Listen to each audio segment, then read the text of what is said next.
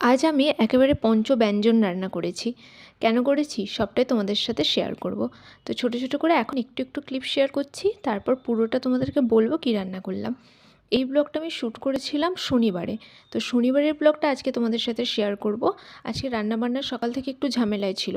তোমাদের দাদাভাইও সকালবেলা উঠে বাজার করে নিয়েছে। আমরা যেহেতু বাজারটা একেবারে করিনি বেশি করে, তাই যেদিন বাজার আসে সেদিন আমাদের একটু হেকটিকই থাকে, সব কিছু যেমন পারি তেমন করি। আর আজ অনেক দিন পর আমরা পুরনো মুডে, আজকে অনেক দিন বাদে আমরা 8:30 উঠেছি। তোমাদের দাদাভাই উঠে চলে গেছে বাজারে। আমাদের সকালবেলা বাজার করতে যাওয়া মানে নিশ্চয়ই তোমরা এতদিনে গেস করতে পেরেছো। আবার অনেকে হয়তো করতেও পারোনি, কারণ কে কী ব্লগ ফলো করেছো সেটা তো আমি জানি না।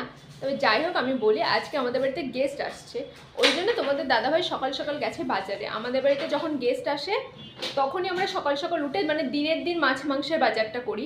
এমনি বিস্কিট মিষ্টি এগুলো সকাল আগের দিন কিনে রাখা হয়, কিন্তু মাছ মাংসটা না আমরা প্রেফার করি যে সেদিনই কেনার। তার জন্য তোমাদের দাদাভাই চলে গেছে, আমিও সকালে উঠে পড়েছি। দেখতেই পাচ্ছ আমার সব কাজ হয়ে গেছে, দিয়ে ফ্রেশ হয়ে গেছি। আর আজকে ওয়েদারটা খুব সুন্দর, আর বাড়িতে গেস্ট আসলে না আমাদের খুব ভাল লাগে। আমরা অনেক দিন হলেও যে একা একা আছি, আমাদের বাড়িতে কোনো রকম গেস্ট আসেনি। আর গেস্ট না আসলে না আমাদের মনটা এত খারাপ লাগে।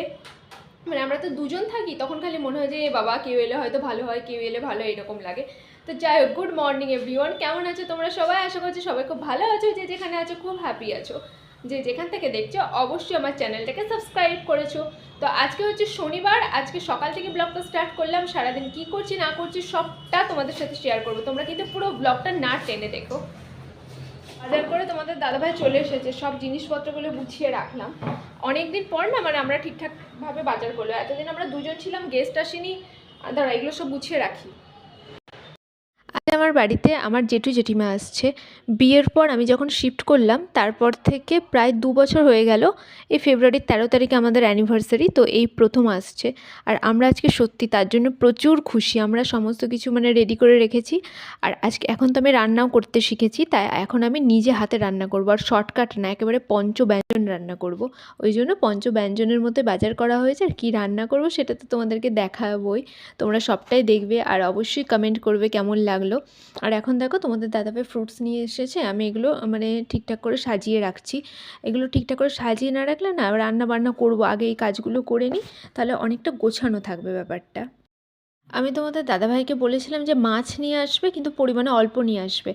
মাছ আবার অনেক দিন হলে না এত টেস্টলেস হয়ে যায়, খাওয়া যায় না। আর মাছ কিছু সবজি নিয়ে এসেছে। এখানে যে যেমন চিকেনটা নিয়ে এসেছে, চিকেনটা এখানে বেশি করে একটু আনা হয়েছে। চিকেনের অনেক কটা প্রিপারেশন তো করা যায়। এখানে আছে বাটা মাছ, যেটা আমাদের 2 দিন হয়ে যাবে ভালো করে। এখানে আছে গঙ্গার মৌরলা। এই গঙ্গার মৌরলা মাছটা এই প্রথম আমাদের বাড়িতে এলো। এর আগে আমি পরিষ্কার করতে পারি না বলে নিয়ে আসিনি।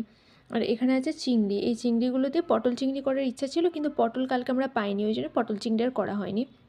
চিংড়ি ভুনা করেছিলাম।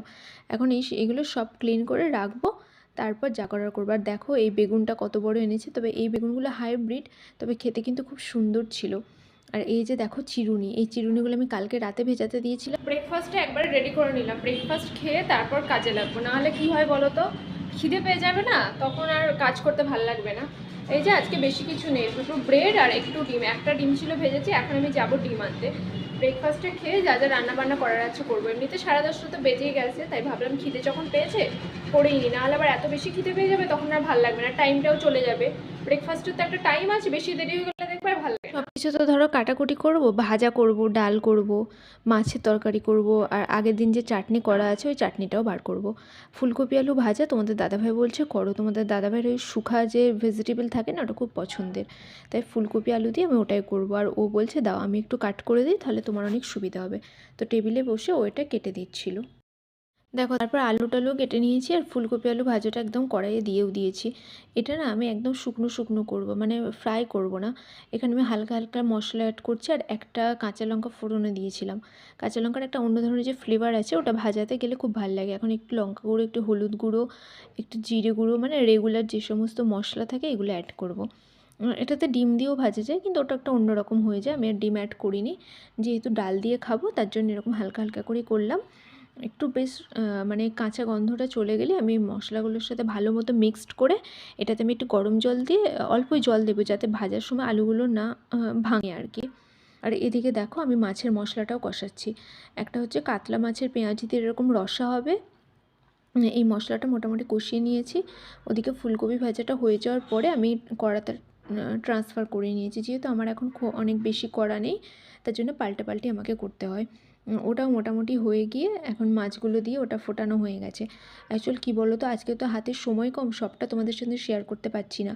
কেমন হয়েছে সেটা দেখাবো। আর এখন আমি চিংড়ি বানাবো, মানে চিংড়িটা ভুনা করব।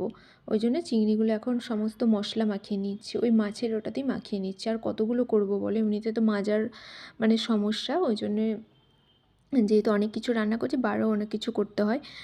এই কড়াটাতে দিয়ে দেবো। আর এখন চিংড়িগুলো হালকা করে ভেজে নেবো, জাস্ট সতে করে নেওয়া। চিংড়ি তো বেশি আবার ভাজা যায় না, তাহলে একদম রাবার হয়ে যাবে। আর পটল চিংড়ি আমাদের দুজনেরই পছন্দ, কিন্তু পটল না পাওয়া গেলে আর কী করবো। ওই জন্য ভাবছি চিংড়িটা একটু ভালো করে ধনেপাতা দিয়ে ভুনা করি। মোটামুটি মশলা দিয়ে মাখিয়ে ফেললাম, এখন মানে একটু ফ্রাই করে নেব। আর কি বলো তো, চিংড়িটা না আমি একদম বেশি করে তেল দিয়ে দিচ্ছি, এই তেলে একদম ভুনাটা করে ফেলবো। আর চিংড়িতে দেখবে সবসময় একটু বেশি তেল লাগে। আর দেখো পাশের কড়াইয়ে আমার মাছটা ফুটছে, ওই মাছটা মানে হয়ে গেলে তারপর আমি একটা মাংস কষা করব, তাহলেই হয়ে যাবে। আর চিংড়ি এখন তেলটা গরম হলে আমি একটু চিংড়ি দিয়ে দেবো। আর দেখবে চিংড়ির যে কোনো তরকারি না খেতে খুব ভালো হয়, এত বেশি টেস্টি হয় যে খুব ভালো লাগে খেতে। আর চিংড়ির তেলে কিছু করলে সেটার টেস্ট তো আরও দ্বিগুণ হয়ে যায়। এই যে দেখো, এগুলো এখন হালকা হালকা আমি ভেজেও নিয়েছি। পেঁয়াজ টেঁয়াজ সবই কেটে রেডি আছে। আজকে রান্না করতে কোনো অসুবিধা হয়নি, মানে রান্না হয়তো কয়েকটা বেশি হয়েছে, কিন্তু পেঁয়াজ রেডি করতে কোনো অসুবিধা হয়নি। আজকে সব কাটাকুটি মানে করা হয়ে গেছে আগে থেকে, সবাই মিলে কাজ করলে যা হয়। আর চিংড়িগুলো জাস্ট আমি কয়েক সেকেন্ড ভেজেছি, যাতে রাবার না হয়ে যায়। এই দিকটা না খুব একটা খেয়াল রাখতে হয়, নাহলে একবারে টেস্টটা বিচ্ছিরি হয়ে যায়। দেখো চিংড়িতেও আমি এখন দিয়ে দিয়েছি একটা কাঁচা লঙ্কা। আমি কিন্তু জিরে ফোড়ন দিই না, যারা জিরে খেতে ভালোবাসে তারা হয়তো ফোড়নে দেবে, কিন্তু আমার জিরের ফ্লেভার আমরা একদমই পছন্দ করি না। আর দেখো পেঁয়াজ দিয়ে দিলাম, আর তারপরে পেঁয়াজ দিয়ে সমস্ত মশলা আদা রসুন দিয়ে আমি ভালো করে এটাকে কষিয়ে নিচ্ছি, তারপর নামাবো। এদিকে দেখো চিকেনটাও আমি অলমোস্ট অনেকটাই কষিয়ে ফেলেছি। একদম প্রথম থেকে তোমাদের দেখাতে পারিনি, যেহেতু কাজকর্ম আজকে অনেক বেশি ভালো করে দেখাতে হচ্ছে। চিকেনটা আমি সুন্দর করে কষিয়ে গরম জল দিয়ে ঢাকা দিয়ে নিলেই তারপর চিকেন মানে এই রান্নাবান্না আমাদের আজকের মতো হয়ে যাবে।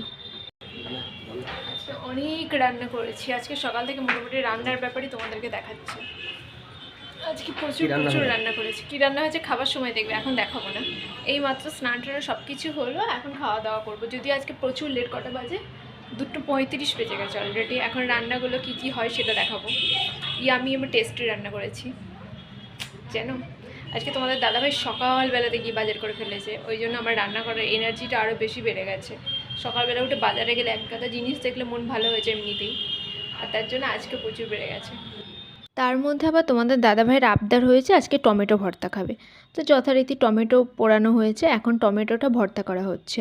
পেঁয়াজ কাঁচা লঙ্কা এইটা দিয়ে টমেটো ভর্তা, এগুলো ভালো লাগে, কিন্তু আমার আবার ভর্তা টর্তা খুব একটা পছন্দ না, ওই জন্য আমি এই ব্যাপারে খুব একটা ইন্টারেস্টেড থাকি না। যেহেতু তোমাদের দাদাভাই আবদার করেছে, তাই এখন টমেটো ভর্তা করা হচ্ছে। টমেটো ভর্তাটা ভালো করে হয়ে গেলে তারপর আমরা এখন খেতে বসে যাবো। অলরেডি এখন বেজে গেছে হচ্ছে 2:50, মানে 2:45। আজকে যেহেতু মানে রান্না বান্না বেশি, তারপর অনেক কিছু করতে গিয়ে দেরি হয়ে গেছে, ওই জন্য খেতে দিতেও খুব দেরি হয়ে গেছে। অ্যাকচুয়াল দেখবে শীতকালে না বেশি দেরি করে খেলে কিন্তু একদমই ভালো লাগে না, কিন্তু মাঝে মাঝে এমন হয় যে বেশি তাড়াতাড়ি খেয়ে নিলেও আবার খুব মানে হয় না, কোনোভাবেই হয়ে ওঠে না। গল্প গুজব রান্না বান্না এইসবের মাঝখানে সময়টা চলেই যায়। আর এই যে টমেটো ভর্তা হয়ে গেছে, এখন জাস্ট একটু লবণ অ্যাড করলেই আরও হয়ে যাবে। টমেটো ভর্তা না দেখবে এক একজনের হাতের এক একটা ভর্তা না খেতে খুব ভালো হয়, তার জন্য তোমাদের দাদাভাই আজকে টমেটো ভর্তা খুব ভালো করে খাবে। আর তোমাদের দাদাভাই ভর্তা খেতে ভীষণ ভালোবাসে।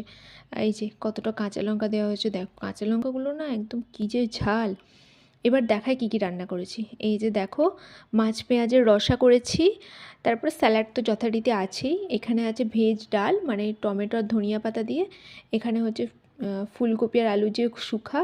এখানে আছে হচ্ছে চিংড়ি মাছের ভুনা, আর এখানে আছে টমেটো ভর্তা। আর চিকেনটা এখনও পর্যন্ত আনা হয়নি, এখনও টেবিলে যে কটা আনা হয়েছে সে কটাই দেখালাম। তো চলো আজ